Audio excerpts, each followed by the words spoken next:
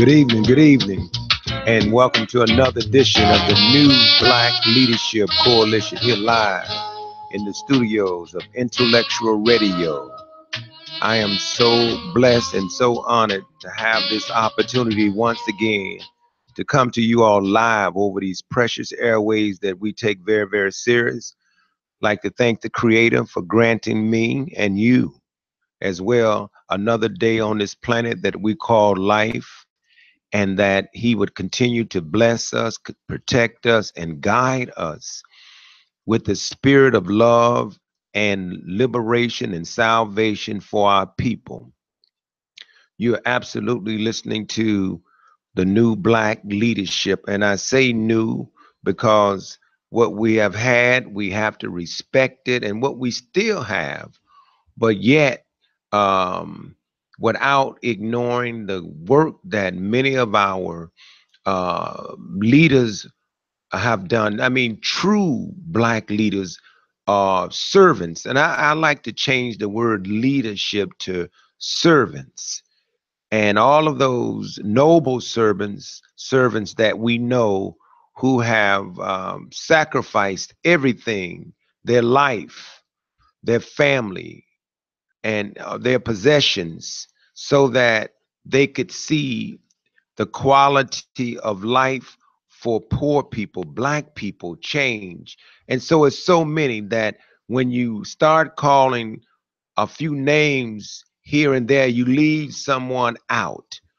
But there's someone that's in all our, I mean, any of us that really are alive mentally, spiritually, psychologically, physically, you would have to give honor where it's due. And I'm very thankful for the Honorable Brother Minister Louis Farrakhan and his divine possession and gift and guidance. I heard him yesterday, and I would be remiss if I didn't. And if you did not have an opportunity to view and hear the words of the Honorable Brother Minister Louis Farrakhan, I urge you to go and play it back. Because look, there's so many struggles that we have or challenges that we have, and we really don't understand exactly how God has designed, ordained this struggle, and why we are still in 2017 waiting to be delivered by those that were not put in our life to deliver us. And so that's why you don't see the needle moving, because we waiting on a mystery God to fix what we have to fix, but for ourselves. But first, intelligent people got to understand who and what you need to be dealing with and how you need to be dealing with it. So all of these Bible scholars and people who say that they ordain and they are anointed, and some say they have been appointed, etc. But and the minister was right. The leadership or servants that's even in the church, they are teaching prosperity, not really judgment. And I mean, so when you hear people talking in a spirit and in a way where they really are challenging the powers that be, they're speaking unadulterated truth to power, not fearing, any repercussion. They're not afraid.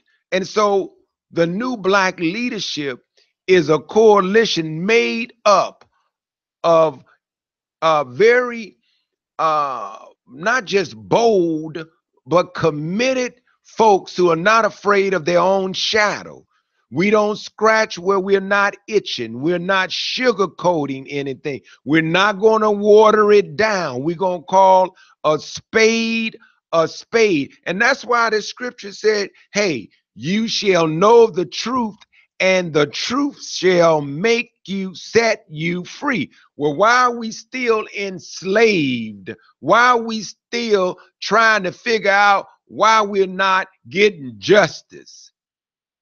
See, it all goes together. The system is not going to give us any justice. But I want to back up just a little bit, and I'm expecting in the next maybe 5 to 10 minutes, or it could be a little longer. Our guest today got caught up in traffic.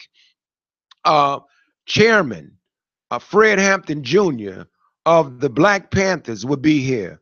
Our beloved brother, Chairman Fred Hampton Jr. of the Black Panthers will be here live in the studio in just a few minutes. But today I was really sad. I want to just go back because I don't want to forget this sister. I was looking at the news and I went over to Phillips High School because of the young brother, 17-year-old brother that was murdered over the weekend. And I went there just to give the crisis team and some other people support. And I was sitting in the library inside of Phillips, and one of the co-workers said, listen, we got people all over the city because there's just a lot of things happening. Somebody is there with the young lady that, not young lady, the young girl, baby, 7 years old. Say it was an accidental thing at Dewey Elementary. But the next one that she said, I heard it on the news, but I really said, I think they said the building that I work in. And it just went by me. I swear to you, it went by me. And then I was driving up. No, before I left Phillips, she said, and we have somebody over at Coleman.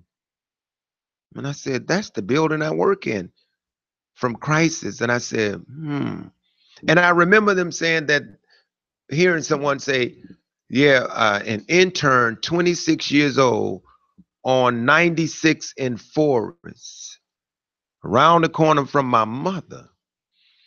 And it still didn't click. And so when I walked through the door, a brother that I see every morning, he just looked like his face is in total pain. And I look and I said, oh no, because now it's coming to me. And Simone, that beloved, beautiful young sister, Simone McKay, may God be pleased with your soul and send comfort angels to your family. This sister, I was just talking to her on Friday. I let her use my charger. Last year, she misplaced it. And it was just funny because I would always say, girl, where's my charger? I'm going to end up charging you money, blah, blah, blah. Every day I would see Simone, she would laugh and start just tickle, very beautiful spirit and personality. Just to show you how things work in the building. 26 years old, a senior over at Chicago State, taking biology to go into medical school. And this baby life snuffed out. And so I gotta say this, not that the activists, so-called activists, they wasn't over there. Wasn't gonna be allowed over there because I think a lot of them, I'll get back to that, have lost credibility anyway. But you never know, and we gotta be real careful about the folks we bring into our life. Real careful about the people that you bring into your circle, into your life. And I'm telling you, it's very, very, very, very important because you got to start reading and using your intuition and really, really understanding, discerning people that got some wickedness in their heart and on their mind. And that's for men and women in terms of choosing people to be in your circle, to say to you in love with, that's your man, that's your woman, etc. And they really not in tune with you. They really not on the same page with you. They really don't believe in liberation, don't believe in the upliftment for black people or poor people or humanity as a whole. And yet we attracted to them for the wrong reasons. And those reasons, those very reasons, get us in trouble. And that's why even in this kind of work, you want people to be a part of this coalition. No, we could disagree. We can agree to disagree. But yet, once we use what it takes to be on the same page, I mean, if you abort truth, then I know what I'm working with. Then I know you cannot ever be effective at changing the condition of black people when you just automatically turn your ear and heart and mind off to truth. And so, as a warning to all of us, you better be careful of who you bringing around yourself, your family, your friends, etc. Because everybody that looks the part ain't fit to be in your company because they got some other type of psychological things going on. They're not well, yet they sound like it. But don't close your eyes around many of these folks today. Be real careful. I think our guest should be here real soon. I've seen some of his producers, some of his staff, some of his our homies, all of us, our homies, in one particular struggle. But I had to say that about Simone, McKay. Love you, and you know, I don't know what goes on. I mean, you know, we know what we know and we know what we don't know. But all I could say is I'm putting that out in the universe that I pray and I hope that Almighty God is pleased with you, my dear sister. And I am in total shock, and I'll have to be alone by myself to continue to try to, you know, get past losing someone that you were just talking to, or happy-go-lucky sister, very beautiful. And if you all have had an opportunity to see her, her face, her picture, very beautiful sister, lively sister. I don't know, Earl, did you see her? I mean, go online and look at Simone McKay, a beautiful sister. On Facebook, she's under Coco McKay, Coco McKay. Two beautiful children. And that kind of stuff is so disturbing. It is so disturbing. That's why we can't afford to be at each other's throat. We cannot afford to try to work together because unfortunately, we have become our own worst enemy. And that's bad when we have become our own worst enemy because we refuse to try to get more in tune to the universe. We too busy still worrying about sport and play. We still too busy worrying about some stupid contest called the D contest, and got some sisters who I had respect for, but I've lost all respect for them because they, as stupid as they are in doing that, I've lost respect for you. There's no excuse for you to do such a dumb thing. And for the brothers who doing the P contest, I don't know what it's called. Somebody else, y'all could call in 708-223-8953, 708-223-8953, and you know, and tell me if I'm missing something, because I heard a young lady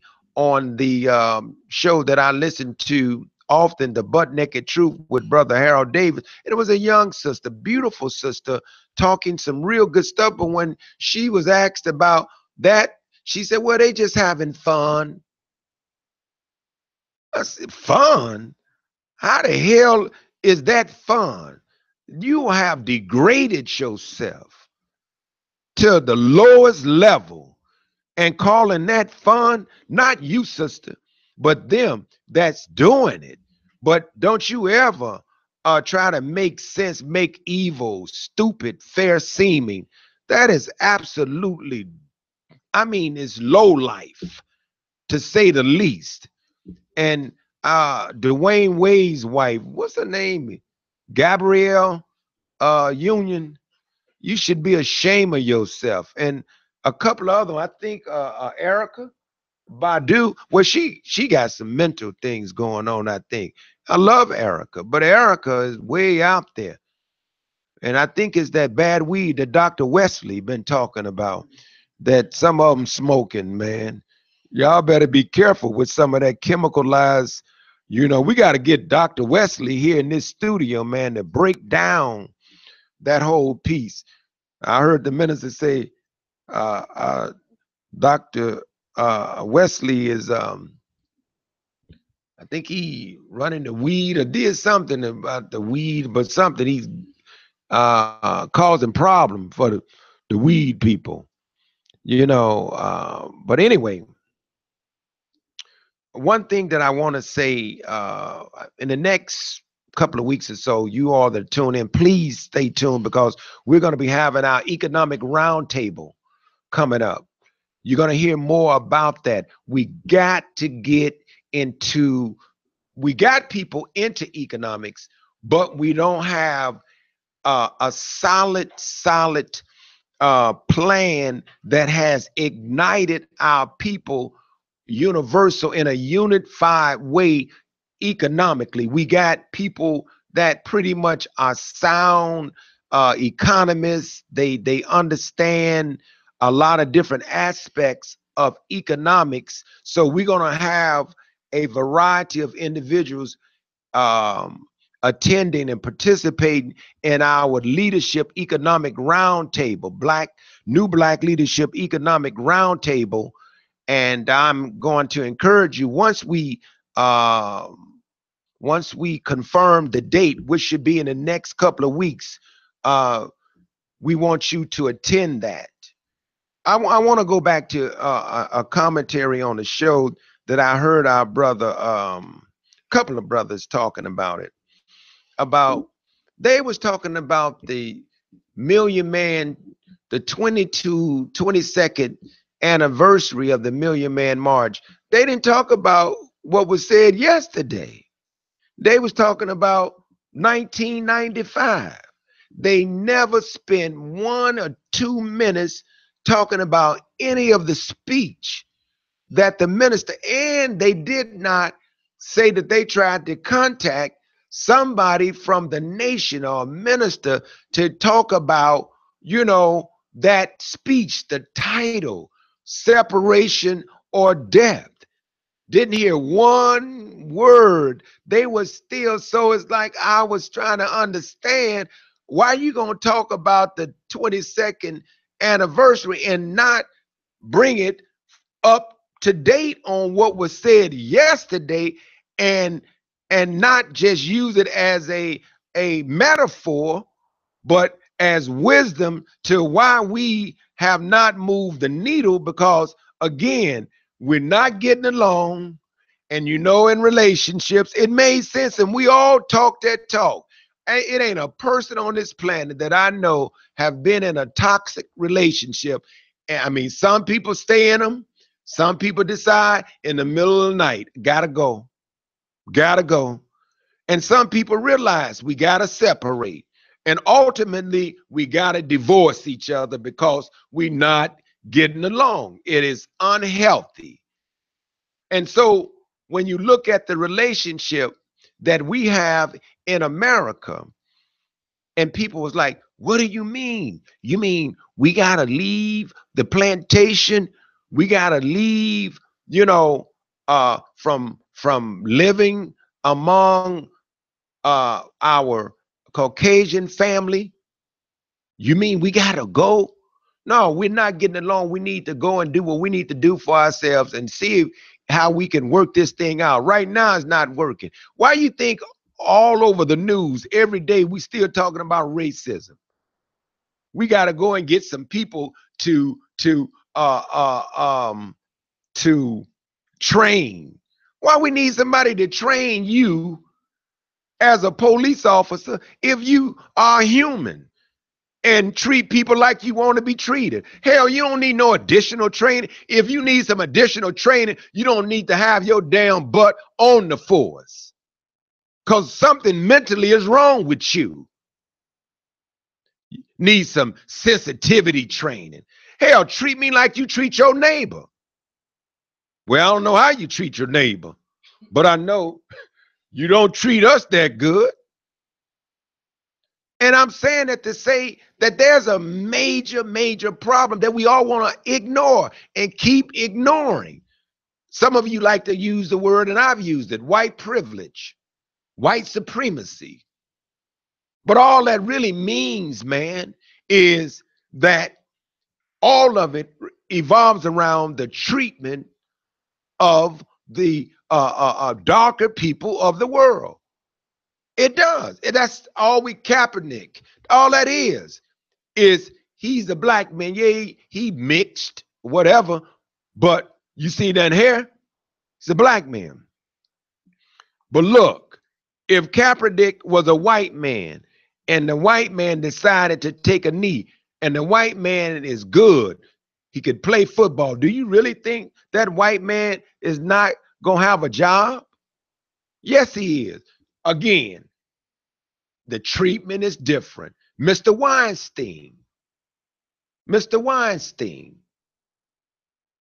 all kind of women that came out and said that this man has sexually harassed them, has raped them, but he goes to a clinic to get some help.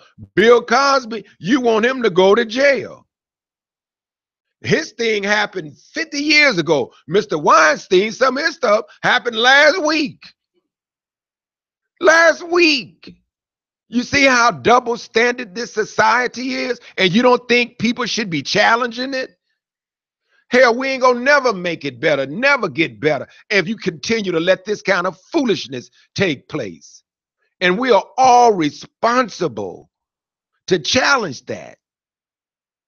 But yet, we got people who claim to be black leaders. They busy. We got one leader that say he a black leader, and I love my Puerto Rican brothers and sisters, and we should do everything we can to support them. Let me make that perfectly clear, because they were mistreated. They were mistreated by this administration. Mr. Trump totally neglected the brothers and sisters in Puerto Rico. But we got a man that claimed to be a black leader, supposed to be a civil rights leader, all of that. You got your butt saying you want to ride around Puerto Rico to see the condition. Damn it, down the street from where your headquarters, crime every damn where. Floods everywhere, poverty everywhere, unemployment everywhere. How the hell you gonna help Puerto Rico? And you can't even help a damn block in Chicago. That's a damn hustle. And these hustlers, they find anything to do to get away from doing what they need to be doing locally. And all you so-called leaders should have had your butt in New Jersey sitting up there with the minister.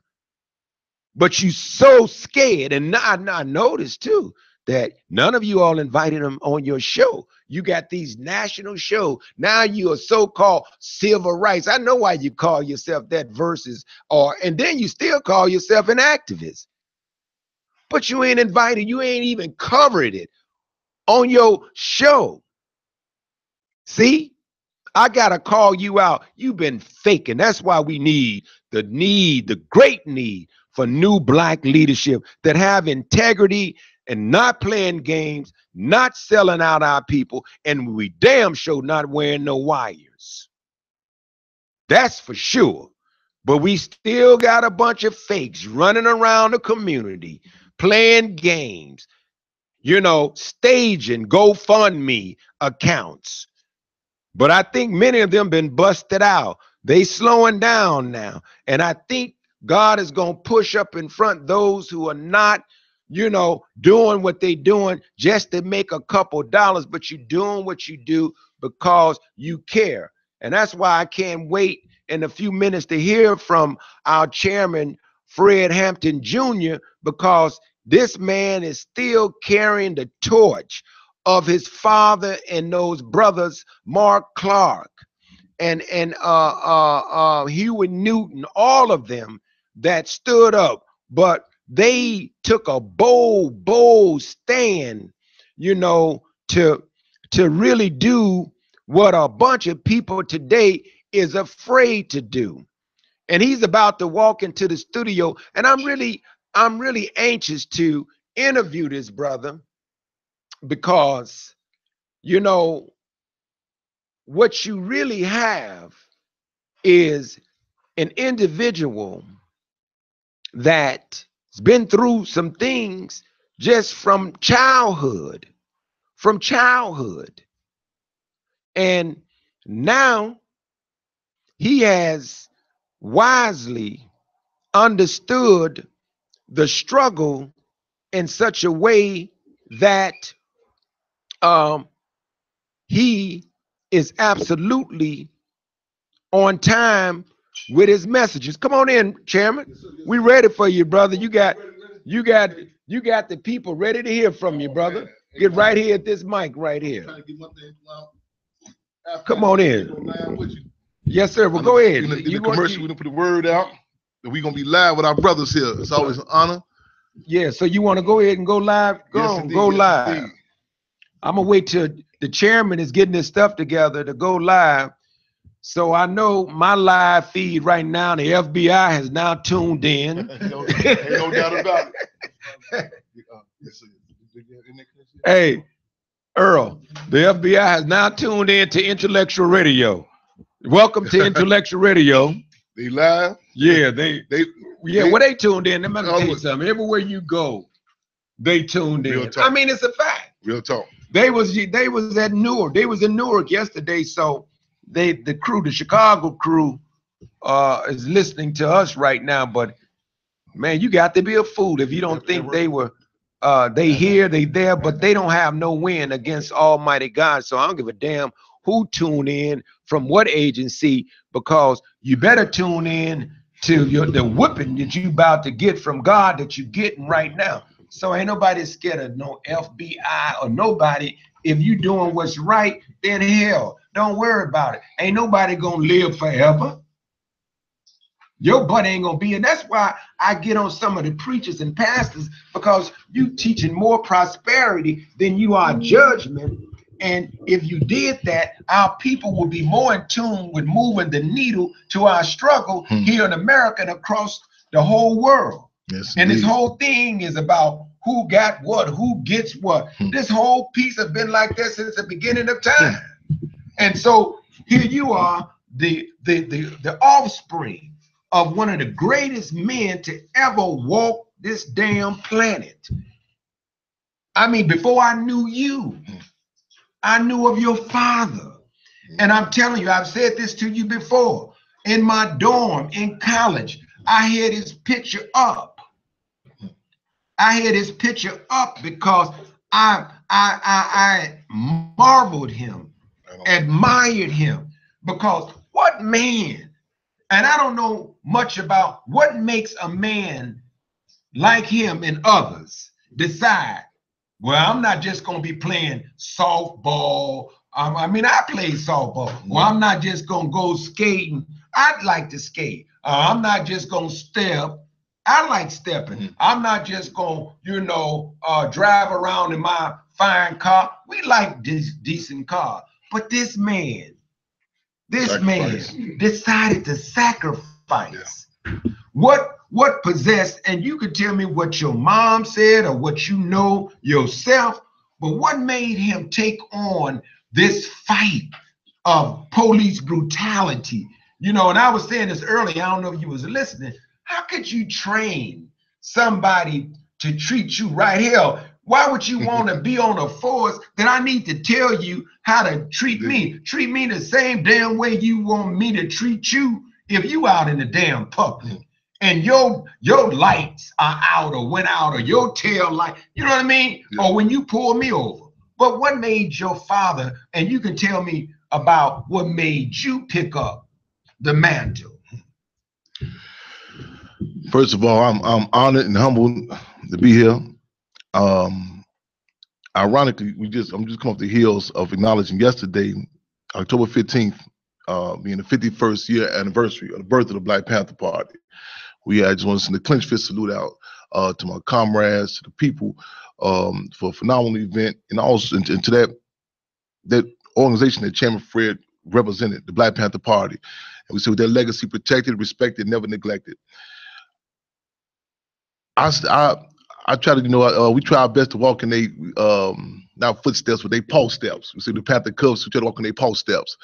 And the deal is, even the engage in struggle. I'm glad you pointed out something important about that sacrifice, because a lot of times I think it's an incorrect foregone conclusion that we think that everybody just come in for the same reasons, get involved in struggle. You know what I'm saying? We had this blanket assessment, but the reality is when we talk about such dynamics is the Black Panther Party, or just even to serve the people in general, that sacrifice. People get involved in struggle or become quote unquote conscious one of three ways: inspiration, aspiration, or desperation. Again, inspiration, aspiration, or desperation. And this is no slight on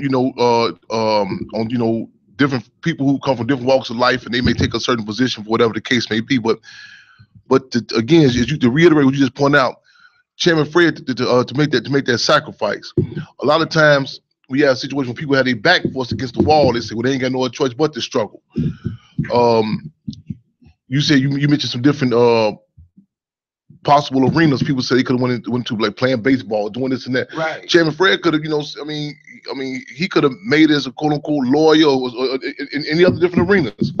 And in fact, he said himself, he came from putting in context of okay situation. However, he's seen that there was more people doing without. You know what I'm saying? So he made that sacrifice. And look back throughout our life, all of us, so what other individuals impacted us, what situations impacted us, so on and so forth. I've heard a number of different war stories. Just even how he grappled and deal with the race contradiction that the high school he went to, Proviso East. I heard about the challenges how he took on the swimming pool, which our people were not, allowed to even come into the swimming pool in Maywood. I heard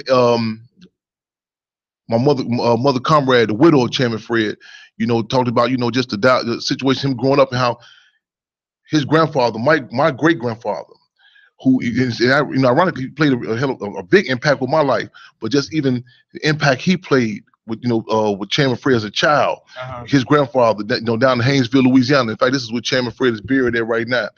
And that's and I take that to heart, because I always say you never know at what age you can impact somebody. You know what I'm saying? I think even the Catholic Church says something about like the first ages from ages 3 to 7 years old, or 3 to 8 years old, what type of impact it has on development on the individual.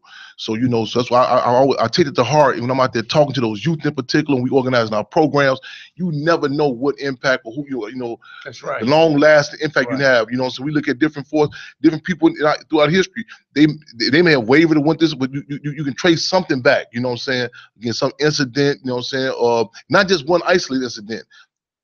And I also say this, whether it be good or bad, because like Tupac used to talk about, he say he accredited his development not just to those who was or worked who was on the pros, but also the cons. You know what I'm saying? And I gotta say, my life, not only have the legacy of the Black Panther Party and so many other forces impacted me, but I'm saying this in a kind of way out type of way, but the state, their attacks help educate me. I think Malcolm said he learned American history through its ghettos and through its prison. So if any given time, if I tried to say, well, maybe things have changed, what I'm saying, I'm continuously getting a reality check. You know what I'm saying? To say, okay, no, we still got political prisoners. The issues that Chairman Fred was dealing with and the Black Panther Party was dealing with back then, we still facing those issues. So the state, it does its roles too in help giving us a quote unquote education. It's the closest thing to so-called Christ-like. It's the closest thing. Yeah. Because that was a warrior that took on a fight against, at that time, that Caesar, that Pharaoh, that wicked system, etc. So it is a sacrifice. No doubt about it. No doubt about it. And we've seen what lengths this system will go to and has gone to, to stop us. You know what I'm saying? For you to have any symbolism of self-determination. Right. And so my question to you is, your father, spirit, man, is obvious that it lives inside of you. I mean, I feel it, I see it, I hear it, and what makes you and the brothers and sisters who are still out here and not give up, not give up and compromise what you know is the right thing to do in terms of fighting wickedness, the power? Because see, people like to put people in categories like so-called gangs and label us, yet misunderstand what really happened to make you feel the way you do. That template, that prototype, that example of that organization in particular. But I recall when I was in places such as Galesburg, one of the concentration camps I was locked up in. How long were you locked up in Galesburg? I was locked up in Galesburg approximately about, I guess altogether about a year. But I was on this, which used to be known as the circuit. Now technically they say the circuit doesn't exist anymore. So what they do is now, what they say now is, you're not on the circuit, you're being transferred. So they changed the lingo around. So you're being transferred. But I was criminals. But let me stop you for a minute. Lock you up. Yeah. But yet criminals, real criminals, white collar criminals, walking around free, and that's why what the brother Farrakhan, the honorable minister Farrakhan, said yesterday is, if you're not in tune with that and see this kind of behavior, no justice. But to talk about the circuit, whatever that is. Well, okay, well, this ties into something I just mentioned earlier. Even when I was framed and locked up, and I was given a case of 2 trumped up charges of aggravated arson, in which the state is in itself. In fact, and it's ironic I'm talking about this because I talked to a brother yesterday. Known as his street name was Ed Lover. He locked up 26 years. And a brother called. He said, "Do you remember last time I talked to you?" And he reminded me. He said, "We were both in what is known as the bullpen in Cook County Jail. That's where they bring you to the court. We had the same judge, Michael P. Tooman, and it was everybody talking about how this judge was one of the most politically connected judge. In fact, it was the judge that gave Jeff Ford, Chief Malik, the state time. And the brother had just I just talked to him yesterday, and he said, I said, "How long you been gone?" And I said, "Wait a minute, I've been out since 2001, and when I got locked up, we were in the same bullpen." So that judge, Michael P. Tooman, during that quote unquote trial, and I say quote unquote trial because what it was a legal lynching. The state made it very clear, my real quote unquote crime. Nothing about the alleged incident with the Korean store supposed to have been firebombed, which was questionable if it even happened. They said they were open back for business within a matter of minutes. This came, they say my quote unquote motive was either a Mother's Day present for my mother, or this was in response to the verdict rendered in Semi Valley about the LAPD beating of Rodney King.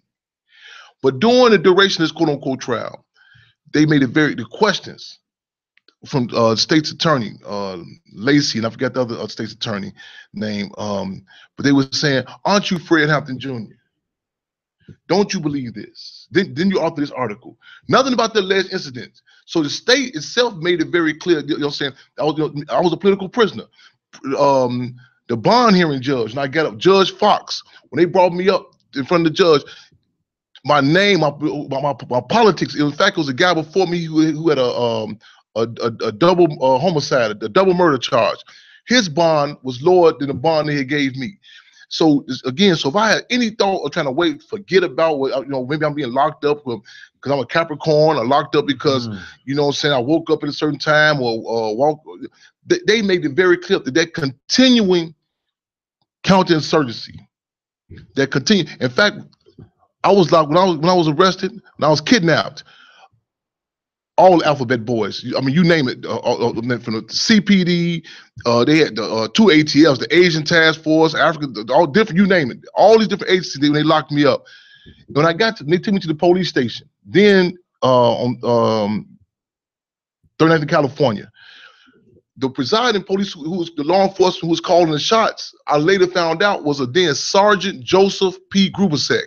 Sergeant Joseph P. Grubasek. How did I find out? What was his history? When I got out on bond, I'm going through old Black Panther Party newspaper. This is why this one thing about history is so important. I'm going through old archives. I'm not talking history just some nostalgic abstract when you talk about how bad things used to be. We're making concrete, tangible connections. I'm going through old Black Panther Party newspapers. I see what is known as the Legion of Justice, the Red Squad. Joseph P. Grubasek, same one, not his son, not his brother, the same Sergeant Joseph P. Grubasek that arranged all these different law enforcement agencies to lock me up. He was involved in the surveillance and the subsequent assassination of Chairman Fred Hampton and the Fifth Captain Mark Clark. The same one. So here we are, 21 years later, he locking me up. We've seen, you know what I'm saying, the role of Gorman, who got his name, Joe Machine Gun Gorman. He got his name, he got his moniker from the role he played December the 4th when he came with the machine gun. The same Joe Machine Gun Gorman was a part of this elite team of John Burge. So people see, we can't afford the luxury to have bad, just forget about things back in the past. You see people from Nazi Germany, they go and track down individuals, you know what I'm saying, 100 years old. Even if these individuals are dead, there was played a role in the Holocaust in Nazi Germany. They never forget. They track them down. But with our people, it could be something a few years ago. We told them move on, and it's a continuous attempt to obliterate or malign. In other words, to wipe it out or to water it down. We cannot afford that luxury. Some of these same individuals targeted me, targeting our community, and still to this day. We got, again, I was subsequently sentenced to 18 years. And during the time of me being held in these concentration camps, not prisons, these concentration camps, I was sent to the infamous TAM Supermax. I was placed in fact, the infamous Menard, the same Menard where Chairman Fred Hampton Sr. was at in 1969, I was there in 1999. I met some of the same individuals who actually told me at their own mouth. They say, when Chairman Fred got down here, their role was to hit him, to attack him. That was what they planned on doing. They had done hits for the prison administration before. Chairman Fred, before he got sent to Menard, he was in Stateville. When he got to Stateville, at that time, they call you, the prison administration will call you by your number, the number they assigned you to. Whenever the prison administration approached him with a number, his response was, I am Deputy Chairman Fred Hampton, Illinois Chapter Chairman of the Black Panther Party. They deemed him to be what they referred to be criminally mentally insane. They shipped him down to Menard. When he got down there, these guys supposed to hit the chairman. When the chairman got on the yard and politicized these guys, they told the warden, we on Chairman Fred's security now. Anything happen to him, we holding you accountable for. And also because of that stance that he took, it wasn't just about him. He wasn't ego tripping on the chairman. It was a political position he took. He exposed the contradictions objectively to the point that to this day, they have to refer to you by your last name now because of the stance he took. When Minister U.E.P. Newton was locked up in California with what was known as the Soul Breaker, when he challenged those conditions, when he was released up out of the isolation, when he challenged the conditions about the pay, the lack of pay that prisoners were receiving, he done it in a way that was objective. So it wasn't just about them. And that's important to notice also that we include when we talk about not just the sacrifice. It's important that these are positions, and this position we take is not just about us. In fact, it's for the people. You know what I'm saying? See, that's important to distinguish that, not in a braggadocio type of way, but again, it's a different type of character that's brought out. That's right. In fact, Minister U.E.P. Newton said one of the most difficult jobs of a revolutionary is to fight in the interest of the people who at many times don't even know their own interests. That's a rough number. It hurts sometimes.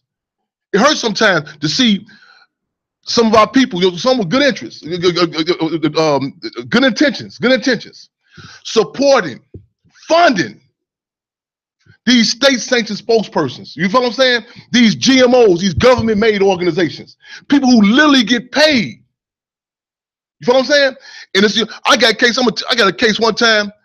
I went to do a protest. I'm not saying, there's no regrets. This is important. You know what I'm saying? This is how I first found out what a Maybach car was. This is how I first found out what a Maybach car was. Guy called me. The police had towed his cars and stuff. I remember getting up the bus at the police station over there on Madison and before you get to Austin. Get off the bus in the wintertime. Literally. And I remember him telling the police, I told y'all Hampton to be here. We protested the police station. He seen me get back on the bus now. This say he go a bus car to nothing, Chairman. I ain't tripping. I ain't tripping. And I said, what is that car that he got? It says a Maybach. That's how I first found out what that car was. So, you know, and see, we don't do it for no pay, but, and like, you know, and I can't tell you how many cases we done got out on the cold cases for. And you know what I'm saying? And this is, and so we have to go in the corner. We can't let them see us sweat. But you know what I'm saying? The see, I know it's some of the characteristics that some of us have is like they call it. Like we say, a lot of us have the battered people syndrome.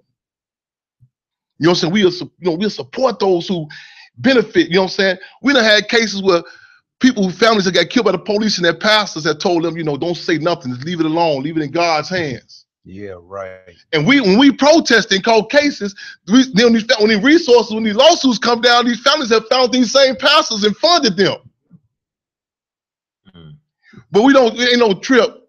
You know what I'm saying? We not do the deal is this ain't in this occupation, this genre, the pay is technically short. You may not live long, but again, what I've learned, and I can sleep good at night. I don't sleep on 1,000 thread street, 1,000 thread.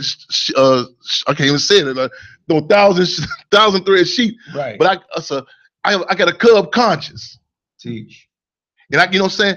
And Jim and Fred told me, we gonna make some mistakes. We out there for the people who can see these mistakes. A lot of people are talking about these organized, they groundhogs. They organize underground. They talking these conversations underground. We above ground. Organize them with the people so they can, even the mistakes we make, the people can see these mistakes and, you know what I'm saying, and help bring, we got the skeleton. We just need the lifeline. We need to flesh it out. Keep going, brother, because I mean, you talking about demonic to the max, demons, Roman demons, bro, dressed up demons, call themselves prosecutors, demons, real talk, and judges, demons, man. I mean, devils. Yet you ain't no damn justice and righteousness in them, and they've all kind of, they sent the Honorable Elijah Muhammad, too old to even go to the damn military, to do some time, to break him. It was all about breaking the black man and the woman so that they could submit. Nobody get out of order. So the same mentality from the slave plantation is about, I'm gonna imprison you, I'm gonna kill you, I'm gonna lynch you. Nothing. If you step out of line, you don't supposed to say nothing. You said it just then. When you see injustice, you supposed to just say, oh my God, wow, don't say nothing. Walk on the other side of the street. But then when you challenge these demons, that's why God gonna kill all of you all that's doing wrong. I said God gonna destroy you. He got our back, because right is right and wrong is wrong. And if anybody just want us to go along to get along, they a damn fool when you see injustice in the black road. Injustice running around playing like they really love and care about the people and have treated your father and that noble group of brothers and sisters. Hell, they wouldn't have had to even do that had they not been treated like some damn animals. And we should reiterate a couple of points you just brought out. In so many cases with the attacks that weighs on us, we sometimes, even our people, we'll try to go back and figure out these technical, legal points as opposed to recognize the political dynamics. Okay, let's even with that. You just money, man. The politics of Honorable Elijah Muhammad. You say, damn, it went by that fast. Oh man, what the hell? What time we start? Both of them waiting for hell. How we got 2? We got 1 minute. We gotta go ahead. Just real quick. That was okay. You said about in the case of Honorable Elijah Muhammad, the whole it was who they say technically wasn't even go. They wasn't able to go fight in the army. Right. It's even the case of Muhammad Ali. Well, the state said itself. They even told Elvis Presley, we don't want you to go physically fight. The politics of, you know what I'm saying? We got to understand even the symbolisms, everything. Brainwashing. You know what I'm saying? So we got to be very clear that, you know what I'm saying? So even they lock us up, it ain't no war on crime. And like you said, in the case of Elijah Muhammad and so many others, this is a continued attempt to implement what they call the breaking process. Man, listen, I'm so sorry that we got to go. I'm self-critical getting it late. No, that's all right, brother. You on time because trust me, you said enough to go out to the universe. Yes, sir. And God still got us back. Thank you all for tuning in. Thank you all. To the yes, new indeed. Black Leadership Coalition in the studios of Intellectual Radio. We'll be black. This brother will be black. You better believe it. You did. Peace and love. Yes, indeed. It's all about freedom, justice, and equality. Right on.